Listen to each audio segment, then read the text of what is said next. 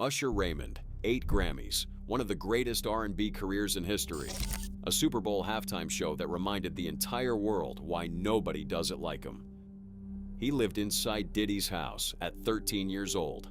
And this year, he went on Forbes and called that man a legacy. His former bodyguard says that is a betrayal of every person Diddy ever hurt. Jaguar Wright says Usher didn't just protect himself, he handed Justin Bieber over. And the internet has not recovered since. Here is how it all got there. A 13-year-old boy sent to live with the most powerful and most dangerous man in hip-hop. A grown man who said he would never let his own children near that world. And then called that same world a legacy on camera. A former bodyguard with receipts.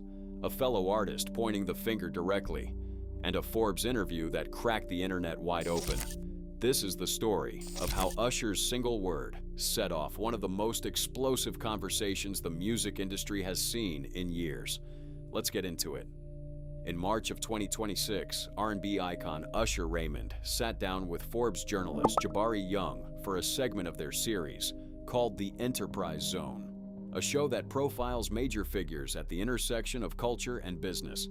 It was supposed to be a forward-looking conversation about what comes next for one of the most successful entertainers who has ever lived. It was supposed to be about Usher's vision for the future, about his ambitious plans to build entertainment innovation hubs across America, about his legacy as a businessman and a philanthropist and a cultural architect. And then Jabari Young did what good journalists do. He asked the unexpected question. He brought up a name, and that name, those two words, changed the entire trajectory of the interview and set the internet on absolute fire. The name was Sean Combs. Let that breathe for just a moment. Let it fully settle. Because what you just heard is not from a decade ago. This is not a resurfaced quote from a time before Diddy's legal troubles became public. This is Usher Raymond in the year 2026, actively, voluntarily, deliberately choosing to describe Diddy, a man who is currently serving time on a federal conviction related to prostitution offenses, with civil suits involving allegations of sex trafficking, racketeering, and physical abuse still ongoing, as a man who has been misrepresented. That word, that one word, misrepresented, that is the word that cracked the dam. Because for anyone who has been following the Diddy case, and at this point who hasn't been, the word misrepresented is not just surprising, it is staggering. This is the man whose hotel hallway surveillance footage was broadcast to the entire world. This is the man whose former partners and associates have filed civil suits with documented allegations of abuse, coercion, and exploitation. This is the man who federal prosecutors charged with sex trafficking, racketeering conspiracy, and transportation for prostitution, and who has since been convicted on related offenses. And Usher's word for this situation is misrepresented? But Usher did not stop there. He went further. In what can only be described as one of the most carefully worded and simultaneously most explosive celebrity statements of 2026, he elaborated. Think about the architecture of that argument for a second. Because it is carefully constructed, Usher is not mounting a legal defense. He is not disputing specific allegations. He is doing something more subtle than that. He is creating a lane for himself, a lane that says, I can hold my personal experience and the world's experience of this man as two separate and coexisting truths. He is saying that the Diddy he knew, the mentor, the mogul, the man who taught him how to command a room and build a brand, is real and worthy of acknowledgement, and that the Diddy the world has come to know through court filings and surveillance footage is a different story entirely. One he is not equipped, or perhaps not willing, to speak to directly. Whether that logic holds, whether any of us buy it, whether the alleged victims deserve more than that from a man who was there, who saw things, who was shaped by the same world.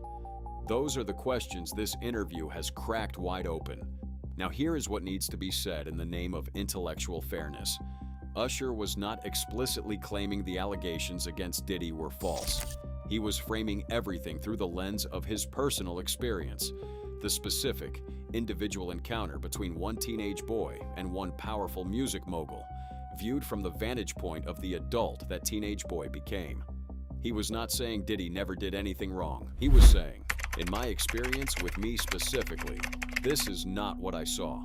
And that distinction, that careful, deliberate distinction, is either a sophisticated act of nuance or a profound act of avoidance, depending entirely on who you ask and how much grace you are willing to extend to a man who had every reason to simply say nothing.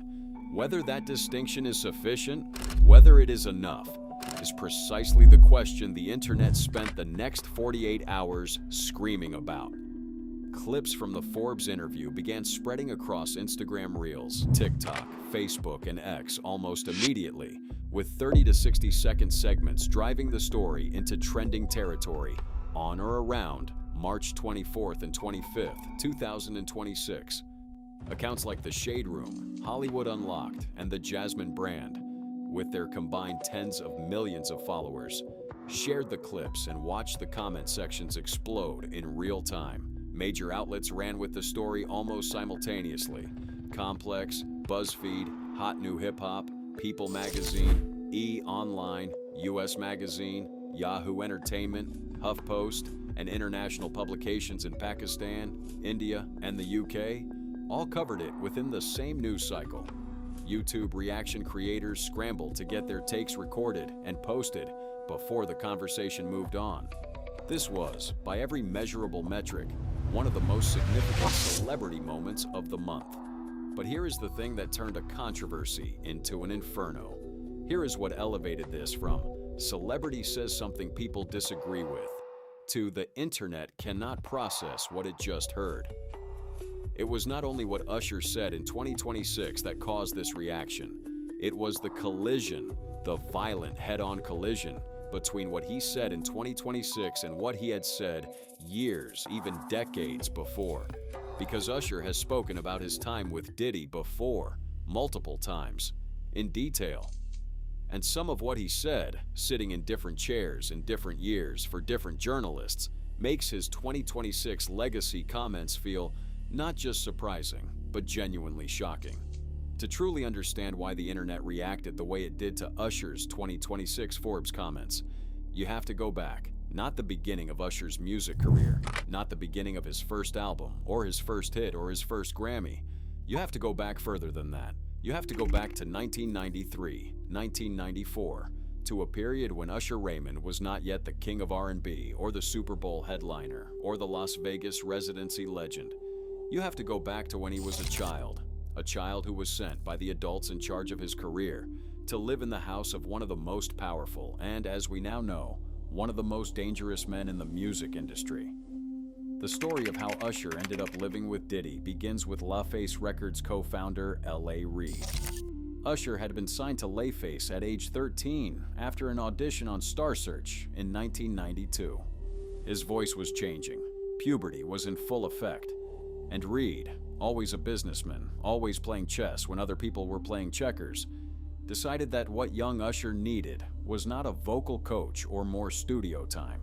He needed what Reid described in his memoir, "Sing to Me," as immersion in the world of the wildest party guy in the country. He needed, in Reid's own words, flavor. He needed Puffy. And so, in 1994, 15-year-old Usher Raymond was relocated from Atlanta, Georgia, to New York City, where he would live for approximately 1 year in Diddy's home in Scarsdale, New York. This arrangement, informal, unprecedented, and with almost no modern parallel, was given a name that sounds almost whimsical now: Puffy Flavor Camp. Usher was the youngest person in Diddy's orbit by a significant margin. He was given the nickname Baby Huey by the Bad Boy crew.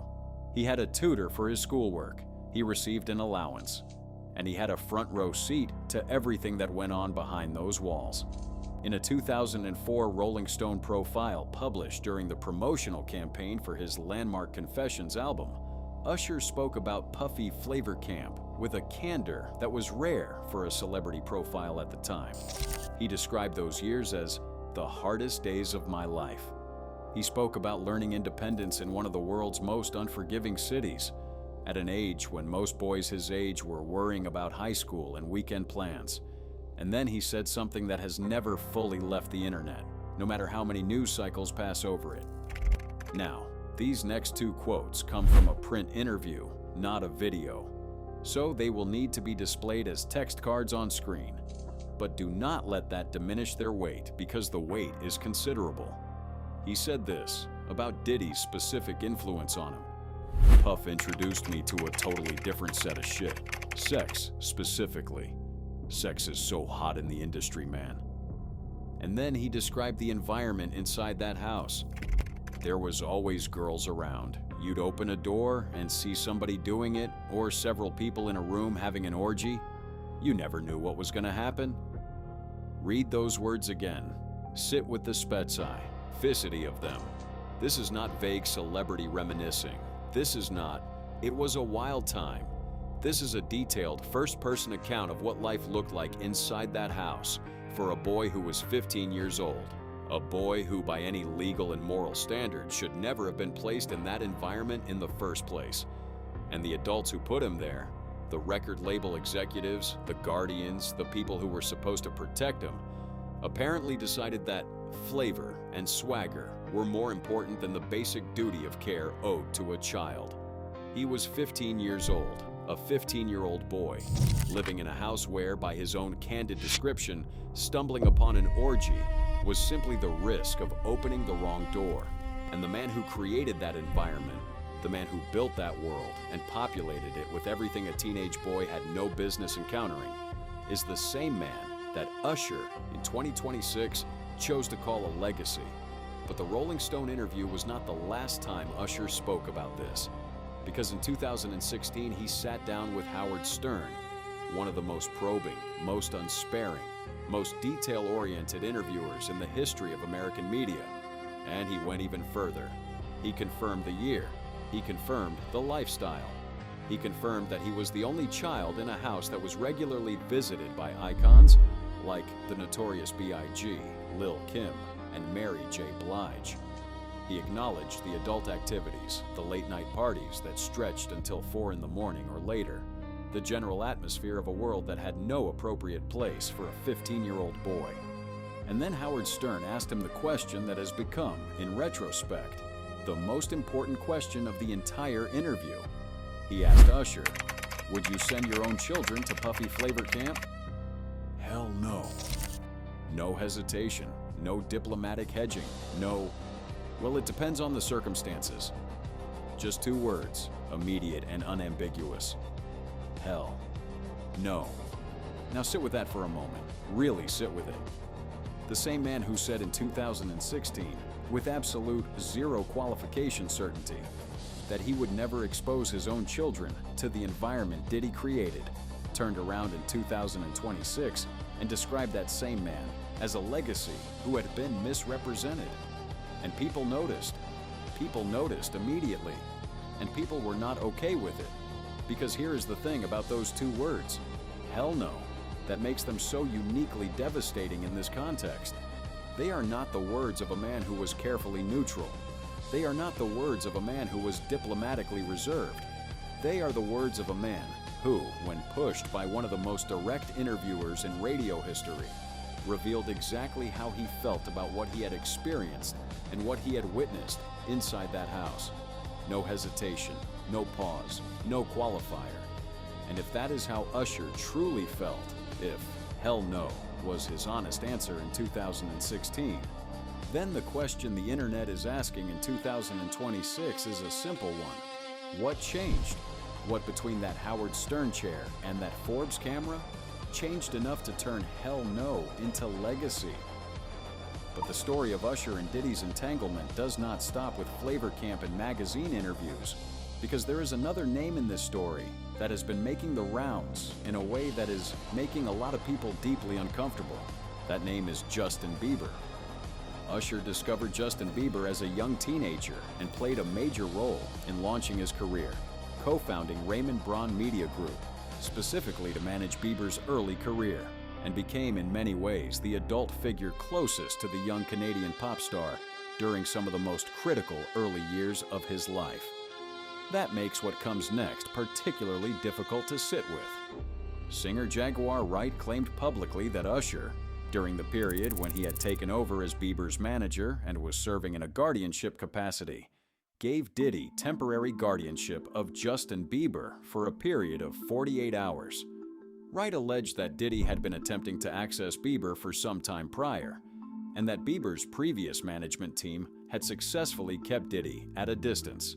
These are allegations. They have not been proven or confirmed in any court of law. Usher has not publicly responded to or confirmed them. But in the context of everything else we know about Flavor Camp, about Diddy's federal case, about the documented existence of a world where young men and boys were placed in proximity to Diddy with, at minimum, profoundly questionable oversight, Jaguar Wright's allegations have found a very large and very attentive audience. And all of this, every single piece of this, was sitting in the cultural memory of the internet, loaded and ready, when Usher sat down with Forbes and said the word legacy. When something truly detonates on the internet in 2026, you can feel it in Rashad. All time. You can watch the comment counts climb in hundreds per minute. You can see threads that stretch for pages. You can watch the same 30-second clip get shared and reshared and screenshot and reposted until it exists in more corners of the internet than anyone can accurately track. And that is exactly what happened to Usher's Forbes comments about Diddy. Not just in hours, but in minutes. This was not a slow burn. This was a flashpoint. The reaction online was overwhelming. Within hours of the clip surfacing on or around March 24th and 25th, 2026, comment sections on Instagram, Facebook, Lipstick Alley, TikTok, and X were flooded with thousands of replies. YouTube reaction creators who posted within the first few hours racked up view counts that most channels dream about. The story was everywhere, all at once, with a speed that even by 2026 standards was notable. But what specifically were people saying? And why were they saying it with the particular ferocity that they did? The dominant feeling, the emotional current running through the majority of the reaction, was not just anger, though there was anger in abundance. It was disappointment. The specific, particular kind of disappointment that comes when someone you respected makes a choice that feels not just wrong, but unnecessary. Because nobody forced Usher into this, nobody ambushed him. He was not cornered backstage at an event and surprised with an unfair question. He sat down in a controlled interview environment and made a voluntary, deliberate, considered choice. To use the word legacy, to use the word misrepresented, to publicly defend a convicted man in a moment when silence would have served him infinitely better. And that choice, that specific, avoidable choice, is what people could not move past. Think about the position Usher was in walking into that Forbes interview. He is one of the most beloved figures in the history of black music. He has a Super Bowl halftime performance in his recent past that reminded the entire world why he is irreplaceable. He has a philanthropic foundation, a business empire, a reputation that has survived decades of scrutiny.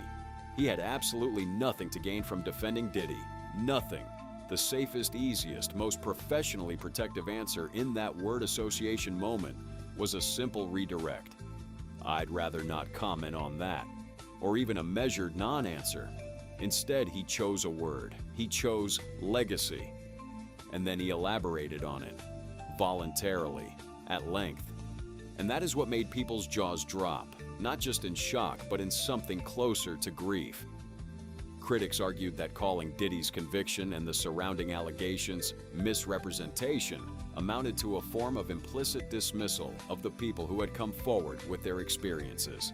They pointed to the now infamous Cassie Ventura hotel hallway footage that has been seen by tens of millions of people worldwide, and that formed a significant part of the documented evidence in Diddy's legal proceedings, and asked a simple, devastating question. How do you follow this case for the past 2+ years and still reach for the word misrepresented? Al B. Sure reacted publicly with a kind of bewildered disbelief that resonated widely online. Others in the public conversation pointed back to Usher's own 2016 words. Hell no, the two most damning syllables in this entire story, and asked the question that nobody in Usher's camp has yet answered. How do those two words coexist with the word legacy? And then there was the Justin Bieber dimension. because the internet never allows a story to exist in isolation when there are adjacent threads that beg to be pulled. Reports had already been circulating just weeks before the Forbes interview went viral about what was described as a heated exchange between Usher and Justin Bieber at Beyoncé's Oscars after-party in March of 2026. Sources described the encounter as charged, Usher apparently approaching with what witnesses characterized as energy and anger. Though no physical altercation occurred, no one confirmed officially what the exchange was about. But the timing, the Oscars altercation followed almost immediately by the Forbes interview, both happening in the same month, sent the internet's speculation into overdrive.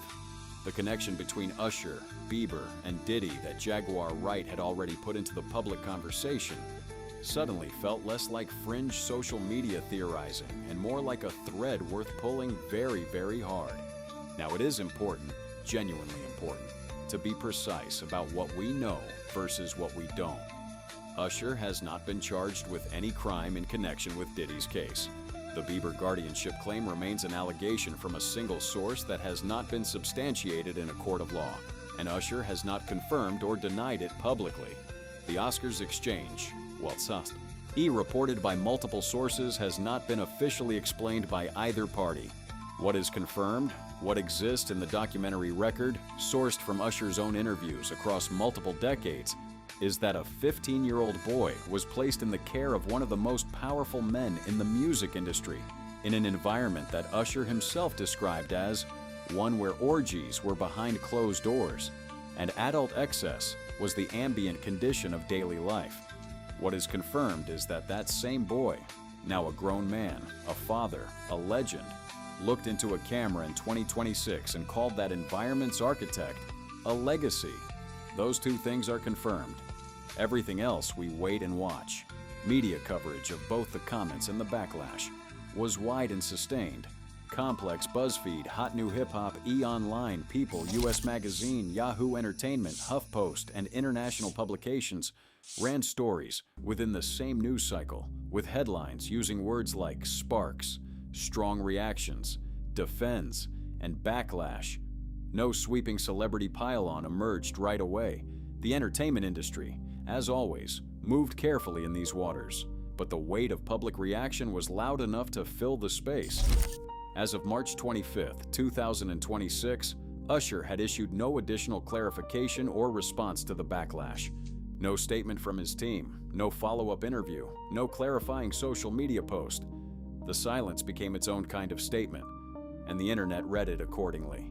There were, it must be said, voices on the other side of this conversation. A smaller but vocal contingent argued that Usher was being treated unfairly, that it is genuinely possible for two people to have fundamentally different experiences with the same individual, and that personal testimony is not the same as institutional defense.